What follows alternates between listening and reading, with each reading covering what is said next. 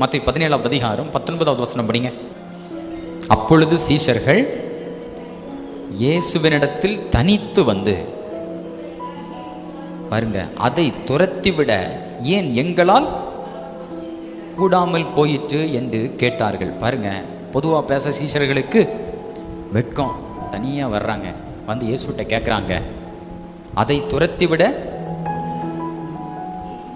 ஏன் எங்களால் ஏன் கூடாமல் போயிற்று என்று கேட்டார்கள். பயங்கரமான ஒரு கேள்வி. எங்களால் ஏன் கூடாமல் போயிற்று? அநேகர் இன்னைக்கு கேட்கிற கேள்விதான். இயேசு அதெல்லாம் அப்படிதான் அப்படின்னு சொல்லிட்டு போகல. பாருங்க, இன்னைக்கு ஒருவேளை நீங்க இப்படி கேட்கலாம், ஏன் இந்த வியாதியிலிருந்து விடுதலையாக என்னால முடியல? ஏன் இந்த பண பிரச்சனையிலிருந்து வெளியே வர என்னால முடியல? ஏன் இந்த காரியத்துல ஒரு ஜெயத்தை பார்க்க என்னால முடியல? ஏன் என்னால முடியல? ஏன் எங்களால் கூடாமல் போயிற்று?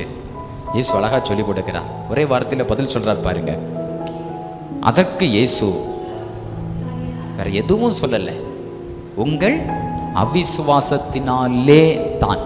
அதுக்கு அர்த்தம் என்ன? இது மட்டும்தான் ரீசன், வேற ரீசனே இல்லை. ஏன்னா தேவ கிருபை பூரணமா வெளிப்பட்டு இருக்கு, இப்ப அவிசுவாசம் இருக்கு. இப்படி சொல்றேன், தேவ கிருபை நம்முடைய விசுவாசம் வெற்றி, தேவ கிருபை நம்முடைய அவிசுவாசம் தோல்வி. கிருபை நம்முடைய விசுவாசம் சேரும்போது வெற்றி, தேவ கிருபையும் நம்முடைய அவிசுவாசமும் சேரும்போது தோல்வி. இயேசு சொல்றார், உங்கள் அவிசுவாசத்தினால் தான். விசுவாசத்தை வளர்த்துக் கொள்ள வேண்டும். ஆமென்.